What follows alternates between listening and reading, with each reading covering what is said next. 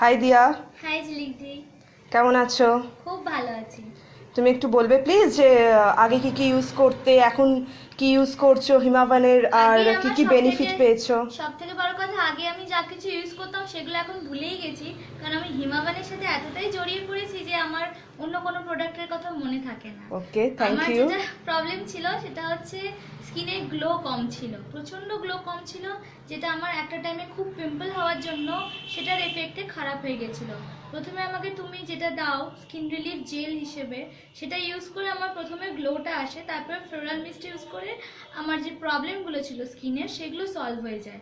এখন আমি খুব তাড়াতাড়ি যেটা ক্লিনজারটা যেটা ইউজ করছি, যেটার জন্য আমার তাড়াতাড়ি এখন স্কিন ঠিক হয়ে গেছে, আমি প্রত্যেকটাই বলতে চাই, যেটা স্কিন গ্লো ক্লিনজার, তারপরে ফ্লোরাল মিস্ট এবং তারপরে স্কিন রিলিফ জেল।